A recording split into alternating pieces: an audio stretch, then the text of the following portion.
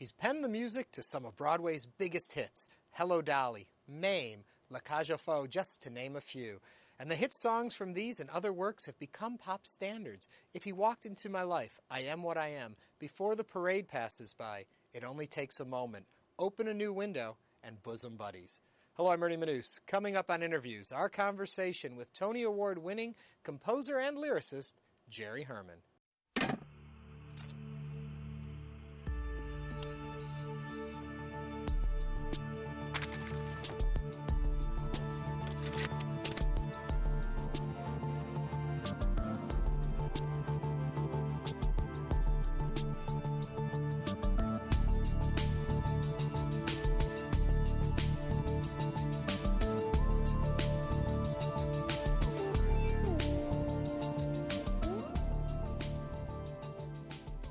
First question I'd have to ask, do you realize the impact you've had on American culture? I'm not sure that I even do now. Yeah. It's overwhelming. You know, I'm still part of me at this late age, still part of me as a kid from Jersey City who one day thought, maybe one day I'll be lucky enough to have one Broadway show. That's as big as I could dream in those days. So what's happened to me is just constantly overwhelming. Are there people, things that you see that make you say, that would make a great show, that should be sung, this should be a story in music? Well, that happened to me several times. It happened when I went to see a French film called La Cage aux Folles. And I came out of the theater, and I said to my friend Chuck, who I was with, that's going to be my next musical. I know how to do that. Because it was funny, and it was touching, and it had something important to say. And it turned out to be my next musical. I heard that other people were looking at the musical at the same time. Yes, other people were doing it. And I was very disappointed, and I thought, oh, I missed out on that one. And then about 6 months later, they came to me and said, and they had no idea that I was that interested. They came and said, we're starting all over again, and we'd like you to do the music and lyrics for La Cage aux Folles. And I never believed in fate until that day. Yeah. And I know that I was meant to do that, and it became a wonderful, very joyous experience. I've heard said that you think that's one of your top 2 best scores you've done, La Cage. Well, I can't really rate them, you know. They're like children. They're children, yeah. And you can't say you like your daughter better than your son. Well, you can say it, but you shouldn't. Oh, I wouldn't. You wouldn't say that, would you? Take me back to when it all started for you. Was this a path you wanted to be on, or was it circumstance? No, it really started the night that my parents, who were avid theater goers, and we lived in Jersey City, which was a like 20-minute subway ride, tube ride, they called it, to Manhattan. And my parents used to take me to the Broadway musicals. And one night they took me to see Annie Get Your Gun. And there was this larger-than-life woman on that stage, Ethel Merman, belting out these gorgeous Irving Berlin songs. And I was like giddy from the whole thing. I thought, my God, this is exciting. And I came home, and because I was given a gift of being able to hear something and transferring it to my fingers, I went to my mother's piano and I played about 75% of 4 songs that I had never heard before that night. And something in me said, what a gift a man named Irving Berlin has given me, and I'd love to do that someday. And that started it. I know that night started. I was very young, yeah. But somewhere trapped in this brain was the thought that maybe one day I'll be able to do something like that. How do you get from the step of being able to hear it and repeat it on the piano to hearing your own music? How does that happen, that you're not just trapped in mimicking, but that you become creative? I wish I could answer that. If I could answer that, you could do it right now. Because there is no real sensible answer to that. But I found a few years after that experience with Annie Get Your Gun that I started writing songs. Now, they were not great songs at that point by any means, but they were songs. And they had a beginning and a middle and an end. And the bug was definitely in me. When you're writing, I've heard Elton John say that he reads the lyric and the music is obvious to him when he reads it through. Doing both lyrics and music, how do you decide where it starts? What comes together for you? I always start with the idea of the song. And I usually write simultaneously the first line of melody and the first line of lyric at the same time. I don't write da-da, da-da. I write, hello, Dolly, well, hello. And then I usually go to the end, and I went to Promise You'll Never Go Away Again, because it was all about a woman who decides to come back to life after locking herself away after her husband passed away. And she comes to realize during the course of this musical that she's forgotten about herself. She's fixed everybody else up and made couples out of hundreds of people, but she's forgotten about Dolly. Yeah. And she picks a husband, Horace Van der Gelder, the richest man in Yonkers, and decides that she's going to set her cap for him. But how do you know? I mean, you're a young man writing this. I would see an older person having had life experience to understand those emotions. But at your age, what was it that made you click with that character? I don't know. Because before that, that was my second Broadway show. I wrote a show called Milk and Honey, which was about really older people in Israel and a love affair between a married man and a woman who had lost her husband. And the major ballad that they sing is called Let's Not Waste a Moment. And here they are in their 60s. And I was 28 years old.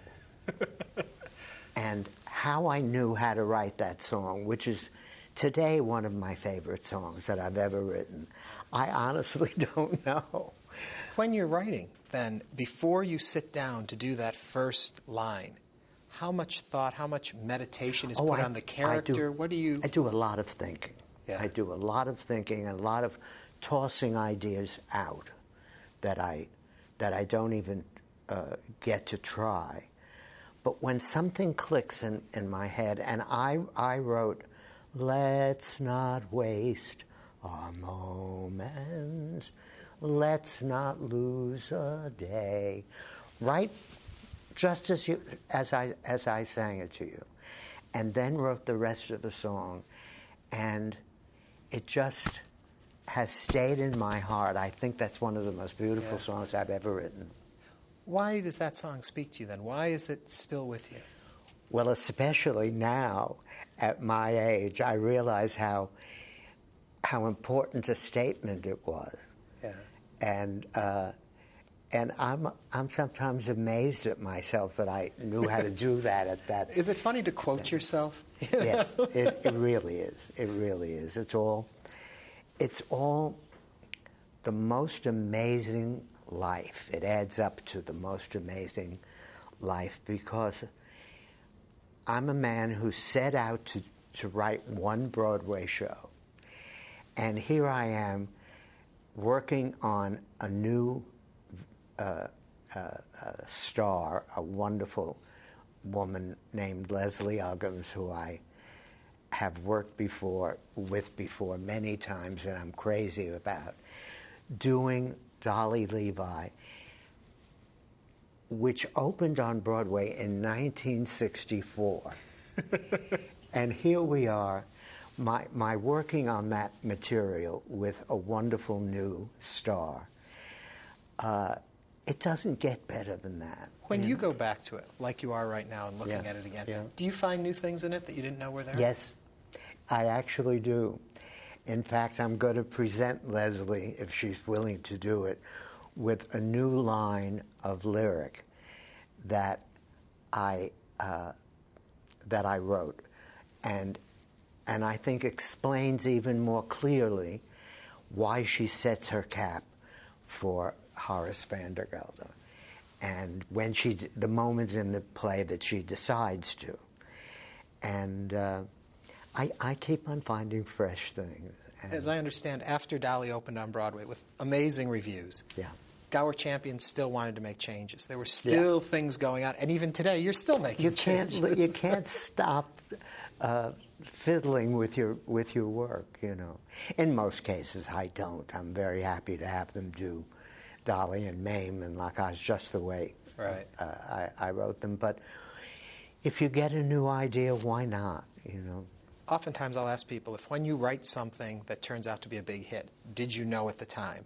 And that question becomes all the more interesting with you, because I know during the tryouts of Dolly, they just went at it like, there's a lot of trouble here, and they started trying to fiddle, but it really didn't change that much. Very difficult out-of-town period. We were in Detroit in the middle of the winter, and it was one of the toughest couple of months I've ever spent in my life, because the reviews weren't good, and they liked certain things about it, but they didn't feel that it was a clear-cut hit. And I've never worked as hard in my life. I stayed up one night until 4 o'clock in the morning and wrote Before the Parade Passes By, which the show needed very badly. We needed to see the moment when Dolly makes that decision. And it didn't happen until we were out of town. Did all of that trouble make the success that much sweeter for you? Yes. Oh, yes. Oh, yes. Mike Stewart, my wonderful partner who wrote the script for it, is not here anymore, unfortunately. But that night when we opened in 1964, he came running across the ballroom at Delmonico's in New York, where David Merrick had the opening night party, because we had a mention about Delmonico's in one of the songs, in Put On Your Sunday Clothes, in fact. And he came running across, and he said, "Jerry, we're rich." I will never forget that moment. His face was beaming. He was very young also. And we had no idea that we had done it, that we had made the show work. Yeah. When then it came time to start working on Mame, more fearful, worried? You've already had this huge hit. What's going to happen? I was quite fearful, because there was another title song involved, and I had said to the producers, lightning won't strike twice. The new title song is not a good idea. And they begged me to write one, because obviously it's good for the show. Oh, definitely. If there's a song with the title in it. And but Mame was so joyous an experience, because we had a great new star in Angela Lansbury, and everything went right with Mame. It was like when Alan J. Lerner was out of town with My Fair Lady, he told a story that when he stepped out of the hotel, there was a cab that just got in place and the door was open for him, that everything was perfect. And that's how it was with Mame. Yeah. It was just the opposite experience. We were out of town in Philadelphia, and the critics went crazy over it. And our biggest job was to cut 10 minutes of the show. And that's all we had to do. So our wonderful director, Gene Sachs, said, we're going to cut a minute every night, and that's all. We're not going to do anything drastic to spoil the, right. you know, the rhythm of the whole thing. And in fact, one afternoon, Angela Lansbury and B. Arthur, who played Vera Charles in it, and I went to the movies. And we were sitting watching an old Melina Mercouri movie in an empty, almost empty theater. And I started to giggle. And they poked me and said, tell us what's funny. And I said, who in the world would believe that the three of us are seeing a movie? We're supposed to be suffering out of town with a musical. How was it for you, the experience of the film that followed the Mame movie? Very difficult, because I had begged for Angela to do the film. Yeah. And I couldn't get to first base. They said Lucille Ball is the biggest name, and she was a wonderful woman and a wonderful comedian, but not right for Mame in any way. I heard a rumor that Bette Davis wanted to be Vera Charles in that Betty film, Davis too. did want to be Vera Charles. What an interesting film that would have been. Is it hard to see something you love that much then change form? It still is. Yeah. I don't watch that film. Just came out on DVD, though, now. I know, but I'm not going to buy it. Up next, I guess Mac and Mabel would be the next big thing. You loved that show. I still do. Yeah. And I've never stopped working on Mac and Mabel to It's got some great music in it. get the book right, you know. Yeah. And I do feel right now that the book is right. We had a production this summer at the Shaw Festival in Canada, at Niagara-on-the-Lake. And it was one of the biggest successes they've ever had there, both critically and financially. And the audiences loved it, and I went to see it, and I came out of the theater and I said, it's right now. It all works the way it should. When you're working on a show that you love, but you know it's not going the right way, how do you deal with that? And I guess people can learn this lesson in any walk of life, but when do you say, I can only do what I can do, or something so creative as a show like this? Well, I'm like a dog with a bone. I don't give up. When I knew Mac and Mabel was not right book-wise and really didn't totally work as a show, I never stopped working on it. I went to Goodspeed, you know, Goodspeed in Connecticut, that wonderful place that works on musicals and that tries musicals out. And I did a production there. And then I went to Mike Stewart's sister, Francine Pascal, and asked her if she would work with me on rewriting the book. She's a very good writer in her own right. And she started working with me, and I just never gave up. And today I feel that all that work has paid off, and that Mac and Mabel is going to be my next hit. After all those years. After all those years, it'll be a hit. La Cage aux Folles, we started talking about that, too. It came at a time where you wouldn't think that would be a hit on Broadway. Well, I thought it was such a great film, and so funny, and so moving at the same time, and that's really what I look for. Let me interject here for people who don't realize that it then got remade into The Birdcage, the movie, the story, so that people know just what we're the story, talking about. And I knew when the day I saw it, the French film, that I wanted that to be my next musical. And I found out the next day that it was already being worked on. And I was heartbroken. I really was, because material is very hard for me to find. because you have to live with it for the rest of your life. And you have to really believe in it and love it. And I knew that material would make a great musical and that I wanted to do it, but it was being worked on. Yeah. And then 6 months later, they came to me, and they had no idea that I had this passion for the material. And they took me to dinner, the producers, and they said, how would you like to work on a new version of La Cage aux Folles? We're giving up the version that we... And I sat in that chair, and that's the day that I knew that fate was something to believe in and to take into consideration, because it was only fate that gave me the right to do that show at that time, because it was really spoken for, and very good people were working on it, and I just gave it up. Did you realize it would be a political statement in a lot of ways, that it would ruffle some feathers? I didn't know exactly. I knew that it wasn't material that the whole world would embrace. Mm-hmm. But that made me want to do it even more. Really? Because it had something, to me, that was very important to say.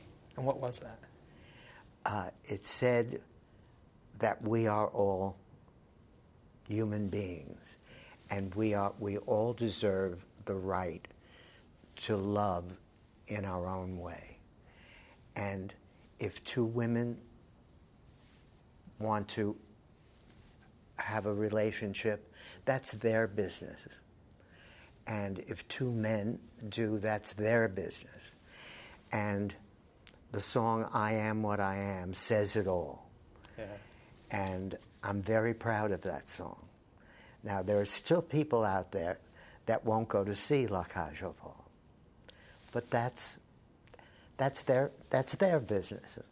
And I don't fault them. I think they're missing out on a wonderful story. Yeah. And I'm hoping that one day the world will accept everyone as they are. It was a huge success. Saddest thing for me about it is reading somewhere that you said after that show you felt like you shouldn't be writing another full-scale musical, that your time and your style had passed. I really did think that, and still do.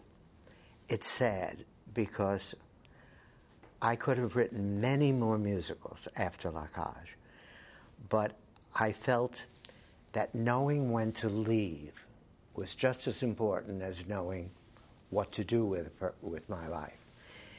And I realized that musicals were getting darker and darker, and I wasn't really interested in doing musicals like that. And I wasn't really interested in writing musicals that didn't have melody. Melody is my middle name. My middle name is not Melody. Hello, Melody. How are you doing? But it could have been my middle name. And I'm only interested in writing songs that people can hum on the way out of the theater. And I started going to musicals and coming home, unlike that night with Irving Berlin's songs in my head, and not able to play 3 notes on a piano or hum anything that I had heard. And those kind of shows just don't appeal to me. Yeah. And I knew, instead of fighting to stay, that I wanted to leave with a big hit, and it was a huge hit. Like, gosh, it ran for 5 years on Broadway. Yeah. And so I've spent the rest of the time since then working on the Mac and Mabels and the Dear Worlds, shows of mine that weren't big hits, trying to make them into big hits. So I haven't stopped working.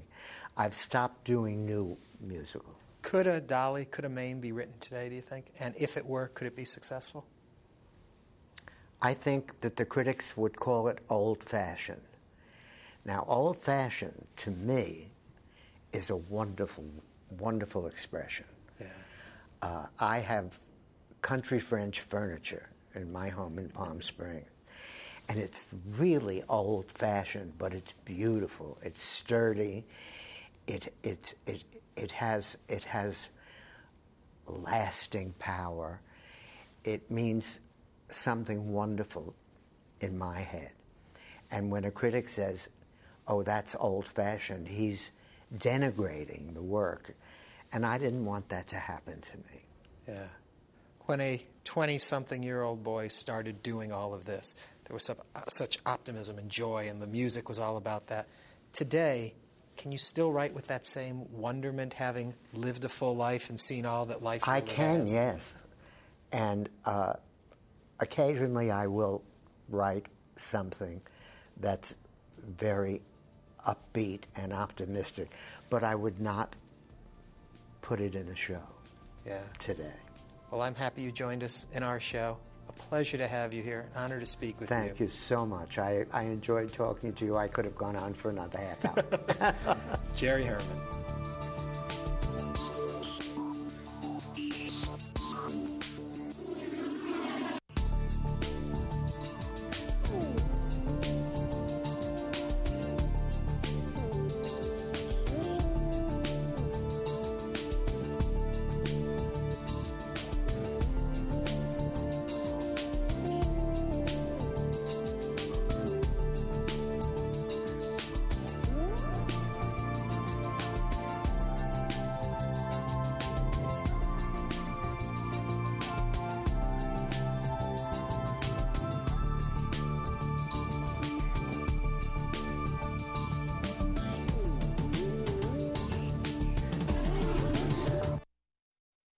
To order a DVD of this or any episode of Interviews, please visit HoustonPBS.org.